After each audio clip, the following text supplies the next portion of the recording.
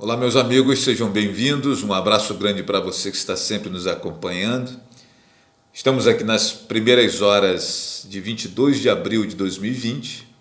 Você está participando de mais um Papo da Madrugada, nosso tradicional quadro. Eu gostaria de, antes de entrar no nosso assunto principal, lembrar que 22 de abril é o dia do descobrimento do Brasil. Nesse dia, no ano de 1500, Pedro Álvares Cabral, com toda a sua com todo o seu grupo de caravelas, embarcações que iam para as Índias, chegaram aqui nas terras de Pindorama. Esse era o nome da terra que era habitada por ameríndios, né?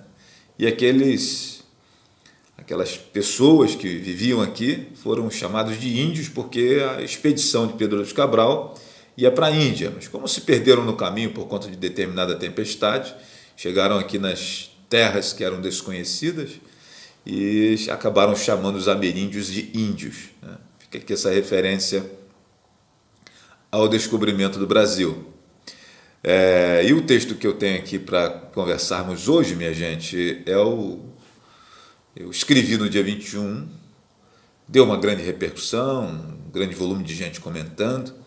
Eu dei o título O Desaparecimento dos Líderes e o Sumiço das Lideranças. Foi o título como eu intitulei essa nossa reflexão.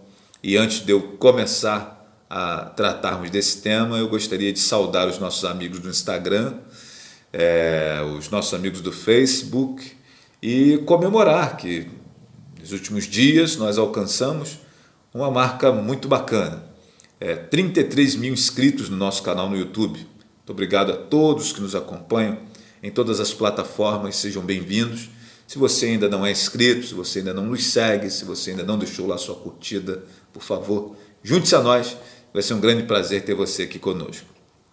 Mas, migrando agora para o nosso assunto principal, o desaparecimento dos líderes e o sumiço das lideranças, eu começo esse texto com algumas palavras de ordem imperativa, né? E algumas frases que eu escolhi, e elas são as seguintes. A primeira: cala a boca, menino. A segunda: ninguém está te perguntando nada. Mais uma: fica quieto, seu sabe tudo. Outra frase interessante: lá vem o chefe. Mais uma: chegou o candidato. Essa eu tenho bronca com ela em particular. E uma última que eu selecionei aqui: olha o professor chegando aí. Bem, minha gente, frases desse tipo fizeram parte do desenvolvimento das crianças nas últimas 5 décadas no Brasil. O objetivo? Bom, para quem não usa o aplicativo Cérebro, apenas uma brincadeira e de péssimo gosto. Para os que queriam manter o status quo inalterado, essas frases eram o caminho mais discreto para matar no ninho prováveis lideranças que ameaçariam suas hegemonias. O resultado disso é que aniquilaram os futuros líderes e sufocaram os traços de liderança. Um dos legados do coronavírus, que está na mídia, né, e está pautando a mídia local, estadual, nacional e internacional, dos legados do coronavírus é nos fazer enxergar a falta de lideranças no momento que vivemos. Pessoas que ocupam posição de destaque, funções públicas, cargos eletivos, mas estão escondidas embaixo da cama não por medo do Covid-19, mas por medo de vir a público falar com as pessoas, trazer dados, reconhecer erros e sugerir ações. A comunicação é um terror para quase todos que ocupam funções de destaque, talvez porque tiveram seu perfil de liderança castrados ainda na infância. A família, a escola e o local de trabalho são alguns dos espaços onde o perfil de liderança ele é aniquilado, por vezes trucidado muito cedo, e onde se ensina que é feio ser inconformado, é chato ser questionador, é deselegante ser crítico. O patrulhamento contra os perfis de liderança produziu personalidades frouxas e indivíduos que sofrem com a síndrome o que vão pensar do que eu estou dizendo. Minha gente, tem pessoas que sofrem dessa síndrome, né? Eu chamo de, o nome da síndrome, o que vão pensar do que eu estou dizendo. Tem gente que sofre tanto, fica deprimida, por conta dessa expectativa. O que vão pensar do que eu estou dizendo? Ao longo das últimas décadas, convencionou-se que é preciso agradar todo mundo, meus amigos. E a partir disso surgem garotos propaganda de consultório dentário. Quem são esses garotos propaganda de consultório dentário? Aquelas pessoas que estão rindo o tempo todo, parecem retardados, né? O tempo todo de dente para fora, porque o negócio é ser simpático, tem que parecer gente boa, mesmo que a vida esteja uma porcaria. Os tempos de crise mostram que os reis, e aqui eu uso o termo no plural, os reis estão nus. Os nossos líderes estão trancados e com mais medo dos liderados do que do Covid-19. Hoje a sociedade exige das autoridades liderança, comunicação, iniciativa, mas não encontrarão essas características porque os líderes na essência foram exterminados. As lideranças que temos são fake, não arrastam pelo exemplo e sim pelo que pagam. Ainda bem que temos as igrejas.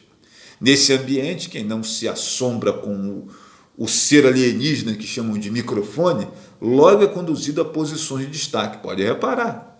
O cara gritou um aleluia mais alto, logo ele ganha o microfone, um paletó colocado lá na frente. Então, minha gente, esse modus operandi das instituições religiosas preservou os poucos líderes que ainda temos. Um dos legados do coronavírus é a exposição desses líderes fakes, que são verdadeiros arames lisos, né? Cercam, mas não machucam, e estão a serviço das classes hegemônicas que desejam manter o status quo inalterado. E aqui eu começo a finalizar dizendo o seguinte: quando o seu filho questionar, perguntar, criticar, reivindicar, não o silencie, apenas oriente. Quando o seu aluno reclamar, discordar, sugerir, não o afogue, não recrimine, apenas norteie. Quando o seu colega de trabalho se insurgir, reivindicar, pleitear, reclamar, se indignar, não ridicularize ele, dê apoio. Se agirmos dessa maneira, minha gente, nas próximas décadas nós voltaremos a ter líderes na essência e não líderes que só estão ali porque pagam. O resultado disso será uma mudança que nós tanto queremos, mas não sabemos por onde começar. E o feedback que eu recebi durante todo o dia em relação a essas reflexões está sendo muito interessante, minha gente. Todos concordam com os conceitos que eu utilizei, mas as conclusões e impressões são variadas. A maior parte das falas apontam a dificuldade de sobreviver num mundo que exclui quem é insurgente e fala o que pensa. A esses amigos que anseiam se livrar da síndrome, o que vão pensar do que eu estou dizendo, eu sugiro o conselho que foi dado por um dos maiores filósofos da nossa história, Saulo de Tarso, ou São Paulo. Para mim, depois de Jesus de Nazaré, o maior filósofo dos tempos depois de Cristo, é Saulo de Tarso. Em sua carta aos cristãos da cidade de Filipos, Saulo de Tarso escreveu: esquecendo-me das coisas que para trás ficam e avançando para as que adiante de mim estão, prossigo para o alvo. E aí eu gostaria de dizer que essas palavras de Saulo de Tarso estão simplesmente dizendo uma frase que eu gosto muito e que eu utilizo muito, que é: vamos em frente. É isso que Paulo quer dizer. Minha gente, precisamos ir em frente. E precisamos falar. É preciso, como diz a canção do Jota Quest, é preciso falar, né? É isso. A gente vai ficando por aqui, agradecendo você. Um beijo grande no coração. Muito obrigado pelo carinho e até qualquer momento com mais um Papo da Madrugada.